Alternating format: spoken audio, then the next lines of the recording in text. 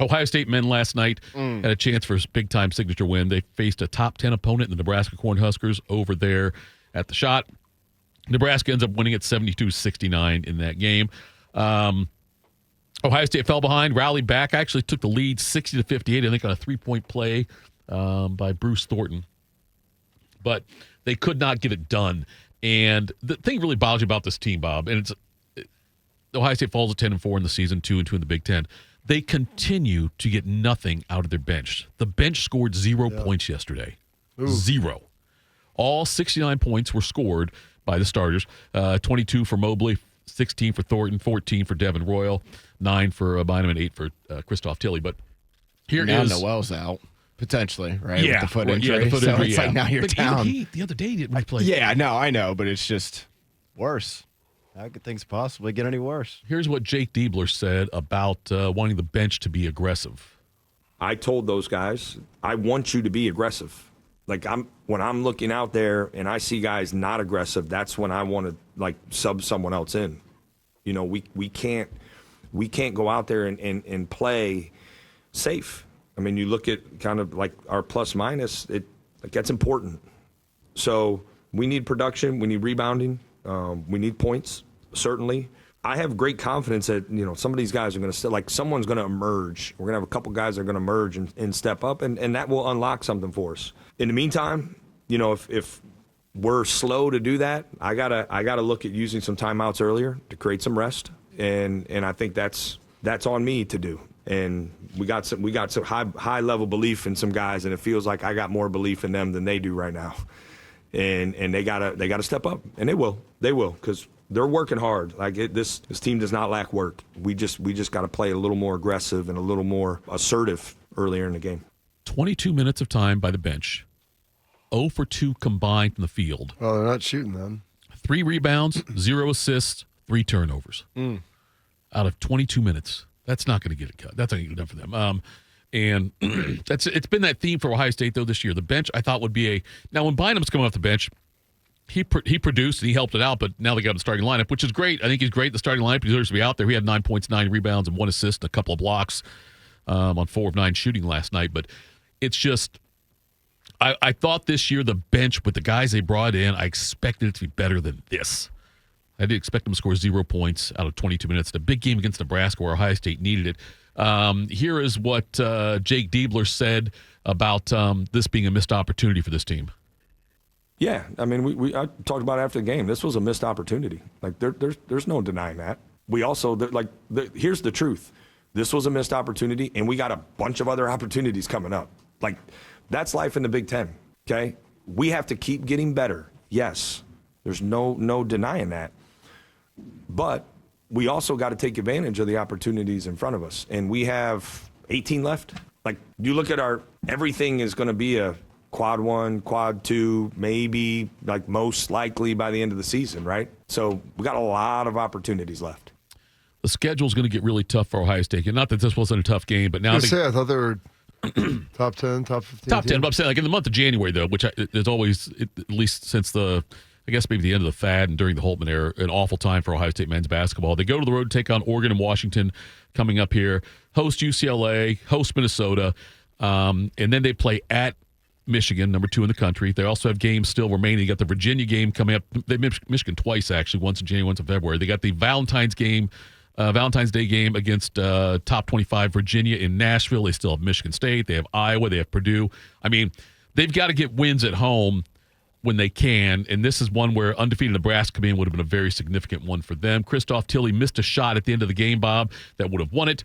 Here is DeBoer talking about that.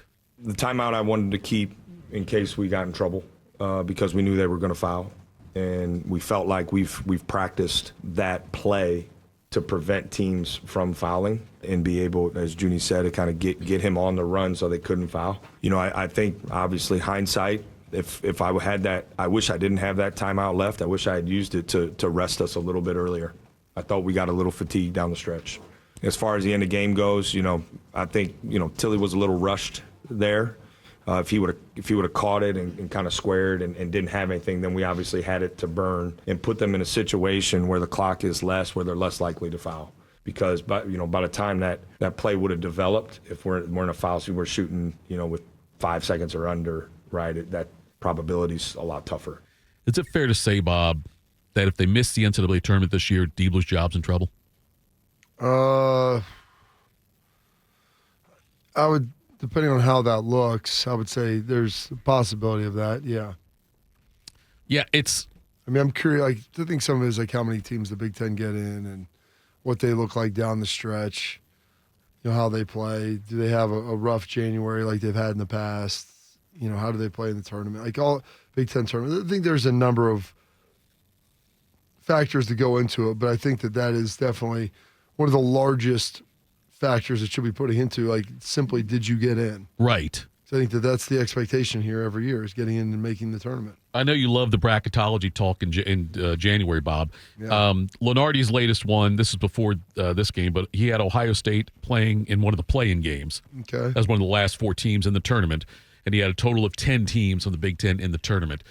I got to believe there's 10 teams in, more than half the conference, and one of them's not Ohio State. That could spell doom. That would not be good. If there's 10 teams and you're not one of those 10, now if there's 6, right, that's a different story. But and also if they have enough, last year's team did not have a record worthy of the tournament. There were some ratings that had them in. They're like Ken Palm ratings. They were one of the higher ranked, if not the highest ranked team in the Ken Palm has seemed to love Ohio State, even going back to the Holtman era. Even when they maybe weren't that good, actually. Strange enough. Yeah, Ken Palm loves Ohio State basketball the same way that the preseason voters like Clemson and Florida State every year, it seems like. But yeah, that's my concern. I think he was a fine coach, but if it doesn't succeed, Bob, it goes back to my whole thought about almost the worst thing you can have is an interim coach come in and do well. Because I think because he did well, the win over Purdue and the way they finished out, it made all the sense in the world to stick with Diebler. Yeah. And you see it sometimes as other teams they'll have the interim coach in football. We see it all the time in football and things like when an interim coach comes in and does well and they gets the deal, and there's a reason why he was the interim coach. Dabo Swinney was the interim coach. Was he? Look how that's worked out. He sucks now. I'm just kidding. You're right. Won 2 national titles. Yeah, but the very end was sudden. Yeah, I know he did, but I'm saying a lot of times. I shouldn't say a lot of times. It's you're not wrong. There's many times it doesn't work out. Probably more often than it does. I think they looked at Diebler's ability to recruit, right, develop, maintain talent in Ohio, the connections he has within the state. So this is his second full season, and we'll see ultimately how it goes. I mean, this is their first. Was it their first game in January? No, they won at Rutgers. Huge win at Rutgers, which is, I'm not joking. Rutgers, I'm saying they're a great team, but getting a road win in the Big Ten in January for Ohio State is a reason to buy a cake. I mean, this weekend, or Thursday night into Sunday, when they play Oregon and Washington, neither of those two teams are looking like tournament teams right now, but tough road wins. Those are road wins. Like, you kind of need to go on the road now, and now that you've dropped a game that was, I wouldn't say you should have won, but you definitely could have won. Yeah. Right. You kind of got to make up for it by beating 2 average to below average teams. But going on the road, and especially going over there to the West Coast, that hasn't been an easy thing. And you're playing, I think, what'll be your 3rd and 4th games in a 7 and 9 day stretch, or 6 and 9 day stretch, something like that. So it's Oregon right now is 8-7 on the year, 1-3 in the Big Ten. Washington's 1-2 in the Big Ten, 9-5 on the year. Should be winnable games. Both teams are below Ohio State in the standings. Ohio State's 10-4 right now, but they've got to get to that 20-win mark. They got to find 10 more wins on the schedule. Well, you need to be above 500 in the Big Ten. That too. You're right. That's fair. Yeah, that's also. You can't be sub 500 in your conference. That is the Big Ten's good, but that's tough. When you got Purdue, Iowa, Michigan State, Nebraska, unbelievably that they're still undefeated in the conference. Yeah, I'd say Illinois still up there. Yeah, Ohio State's got it. They got to finish above 500 in the Big Ten, despite the fact it's a tough conference. It gets to 20 wins, I think, to get in there. But I was hoping, or I'd hoped that the Thad Matta era was going to springboard this long term for Ohio State, and it hasn't. I think Oral Roberts might have, unfortunately, just killed all that. Like, Holtman had momentum, and he was doing a solid job. And then ever since that Oral Roberts loss, it's then just they had COVID the next year. Was it COVID the next year, or was that before it? I think it was Roberts after. was coming. Was the COVID, spring of 21. Okay. So it was. Okay. Coming out of COVID, I guess, sort of. Could I don't know what the statute limitations are. My wife hurt her hand when Ohio State lost to Oral Roberts because she punched the wall. Could I somehow go back? Who would I sue? Would I sue Oral Roberts or Ohio State for that one, Bob? For what, emotional distress? Yes. I don't know if that's how it works, but possibly. Maybe Oral Roberts for winning or Ohio State for losing. Maybe do a dual suit. Maybe we can get them both. Why not? I'll work on that. Pull them one. both in there. The more you workshop sue. that. Right, exactly. I mean, one's got to stick, right? You would think. It'd be good publicity. It'd be content for the show. Do you think they can make the tournament? I think they can. Okay, do you think they will? I think they should. Okay, I think Bobby's avoiding the question there. Well, I mean, do I think that they will? I'm a fairly optimistic guy, so I think yes. But A win last night would have gone a long way. It really to get would, there. yeah. A top 10 win, that would have been great. But if they can find a way to get above 500, which they should be able to do, it's not going to be easy. But I mean, I think Jake is a good coach. I think that they've got everything that they need. You need some bench help. The fact that you're only taking 2 shots from your bench, like you talk about not getting any points, where you're only taking 2 shots. Hard to I mean, I know you're score. 0 for 2, but my goodness, like you've got to look to be a little more aggressive. And so 22 minutes, you're getting two looks from those guys, like the bench players. Like you got to get a little more than that.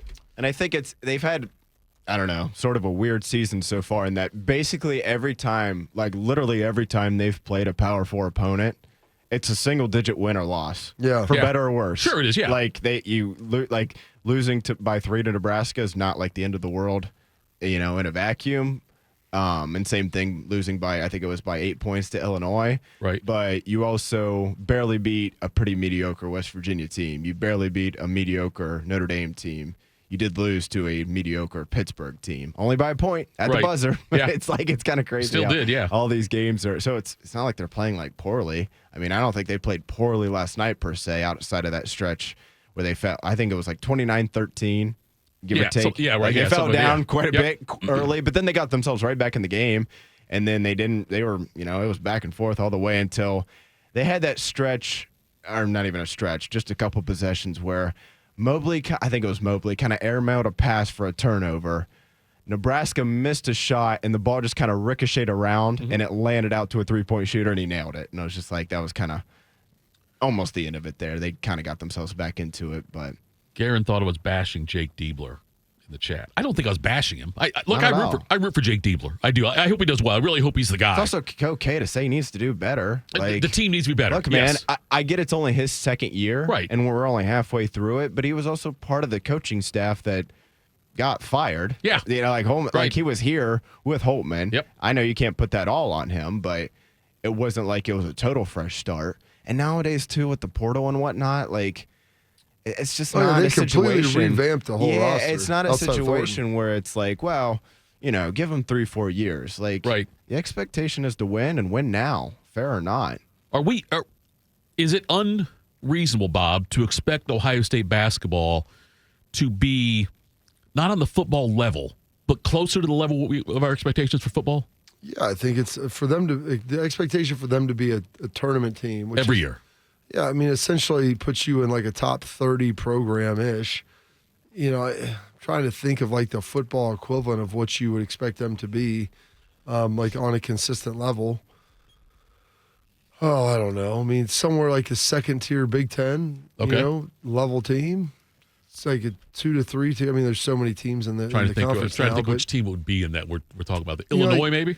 Illinois or what like Nebraska expects themselves to be. I mean, Right. you should be the equivalent of like an 8 to 10 win team in football every year. No one's saying you need to go win the national championship or be like right on the cutting edge of that, but you should be a team that's getting a top six seed team for the NCAA tournament on a fairly regular basis. I mean, they let 68 teams in.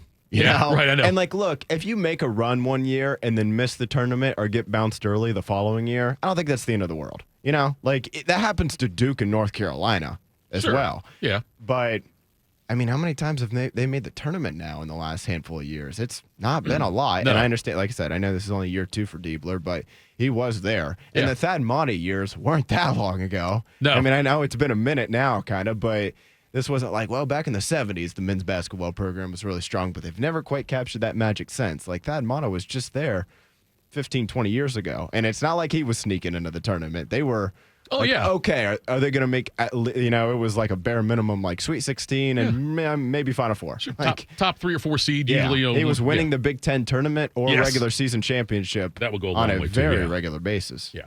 The one thing that is interesting, though, is with the way college athletics is set up in this landscape, Yeah, it's changed a lot. it has changed a lot. You talk about the portal. Well, I mean, a lot of it's dollars. So it's getting the right players here.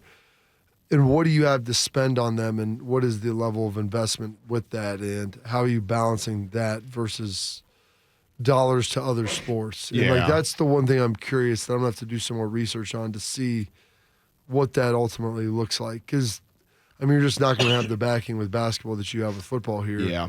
And to the degree you can get those large athletic dollars being backed in for NIL, there's some degree of skepticism on that. So I'm curious to see how they're going to manage that moving forward. Do you think Ohio State actively reaches out to former Buckeyes in the NBA who've made a great deal of money and tried to get them to donate, Bob? Does that? How many of those guys are there? Well, there's Michael Redd. Okay, there's that's Mike, one. There's Mike Conley. It's two. You've got Cade Bates-Diop hasn't made a lot, but he's in there, though. those are Russell's two. made a lot of money. D'Angelo Russell's made a lot. That would be a third. Right. Well, I'm just saying, do you think they reaches out? It's not Kentucky, but Yeah, I mean, do you think Mike Conley. Mike Conley's made a lot. Michael Redd made a lot given the time he was playing in. Russell's made a good chunk, like relative to NBA dollars. But I mean, how much do you think D'Angelo Russell's made? D'Angelo Russell, I bet D'Angelo Russell's made. I bet if you look at his current contract, also because he has guaranteed money on that, I bet he is around $70 million. I was going to say, I bet he's pushing 100 at this point. Ooh. I mean, even like Well, the yeah. role players Yeah. nowadays make 15, That 20 can't million. be Like, right. no, I bet I it bet is, it is, Bob. I bet it is, Bob. What are you showing? Hold on, let me pull this up. Let me With see. current? Because it'll show on Basketball Reference. Yeah, it'll show I'm the pulling current. up his Sport Track deal because I think they're usually one of the most accurate here. Okay. Because, I mean, he's been in Wow. the league for a decade Yeah. now. Yeah. And he's constantly gotten pretty big deals. Yeah. He's had a weird career because Yeah. I wouldn't He say has. he's like lived up to the hype. But he's kind of a guy that the next team always buys into. Yeah, It's his- like, yeah, we'll bring him in and we'll figure it out. Well, And his- nowadays, yeah. like, guys will get 1 year, 18 million. Yeah, he's not on that right now. I mean, he's getting, like 7 million. He had a 2-year, $11 million deal with the Mavs is what he signed Okay. Okay. right now. But But before that, his career earnings, it is listed as 180 million. oh my gosh. Yeah. We weren't even close. Yeah, I mean, there was a year like 2021, he made 30. 2022, he made 30. Yeah, he made 20 and 23. My gosh, man. Evan Turner made $98 million. I was going to say, Yeah. he signed a huge deal with Right. Portland. Do you know what Mike Conley's earnings will be after this season? Oh, his dude, is like 300. Yeah, it's isn't it? 296. Yeah, I was just saying, it's over. It's a huge, yeah. It's a good living if you can make it. So Do I they know reach there out to hasn't been- those guys? I'm sure they talk to them, but like they're young guys. Like young people don't donate like that because they still have a lot of life to live and they've got to utilize that money to continue to grow it and other things. So like to think that those guys would be writing multi-million-dollar checks a year, I would say is disingenuous.